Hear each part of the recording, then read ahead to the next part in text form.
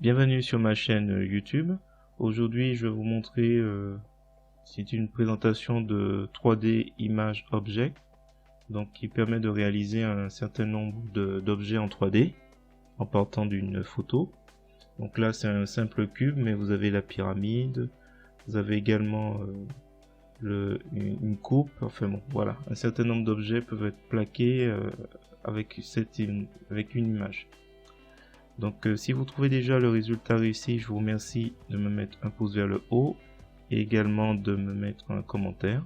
Et n'hésitez pas à vous abonner pour d'autres contenus de ce genre. Et sur ce, je vous souhaite un bon visionnage. Alors avant de commencer, il faudra aller dans Filtre et voir si parmi les filtres, le menu Filtre, vous avez Gmic Qt installé. Donc c'est un greffon gratuit. Je vous mets le lien dans les descriptions pour le télécharger et également un lien vers une vidéo pour pouvoir l'installer. Alors si c'est bon, on va prendre cette image que j'ai récupérée gratuitement sur Pixabay, et l'idée en fait ce sera d'utiliser un filtre 3D pour réaliser. Donc il faudra taper 3D et aller sur Image Object. Donc en fait c'est juste une petite présentation rapide. Il y a plusieurs types d'objets qu'il est possible de réaliser. Donc une coupe, cup. Vous avez aussi le simple cube ou le Rubik's Cube. Vous avez aussi torus. Enfin bon, vous avez un certain nombre d'objets 3D qu'il est possible d'utiliser pour plaquer un objet. Donc là c'est la pyramide.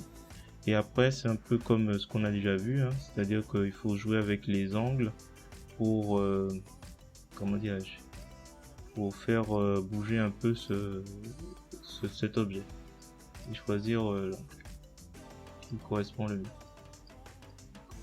Hop, là la pyramide on va essayer de la mettre droite.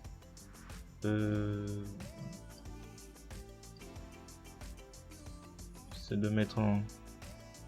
Là on peut choisir un peu la lumière, où est-ce qu'elle peut se diriger. Donc voilà, il suffit de jouer un peu avec les paramètres, trouver ce qui convient le mieux. Voilà. Je vais laisser sur cube.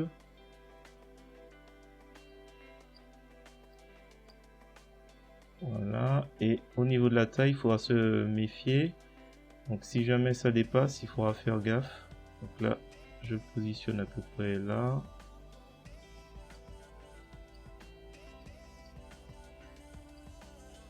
J'aimerais bien avoir en fait 3 faces.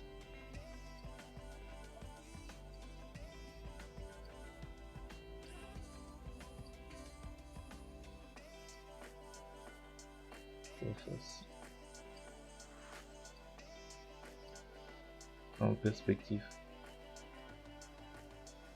Ah, c'est dommage, ça va être des cracks. Au moins le chien, enfin le chiot qui me regarde, ce serait pas mal.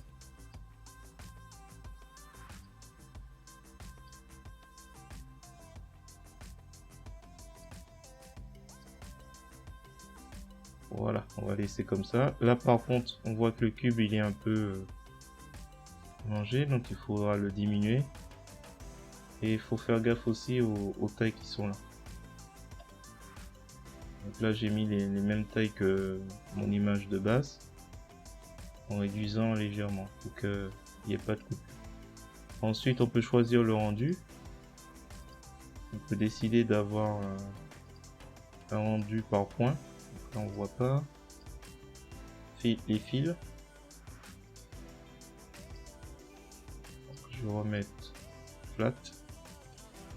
Et ensuite en calque d'entrée actif et nouveau calque pour ne pas perdre mon image de base. Je fais OK, je masque et je me retrouve avec mon fameux cube, donc auquel je peux rajouter un fond, peut-être un fond blanc ou un fond noir, peu importe. Voilà, c'est terminé. Dites-moi dans les commentaires ce que vous en avez pensé, si vous avez appris quelque chose. Et n'hésitez pas également à me mettre un pouce vers le haut si vous trouvez le résultat réussi.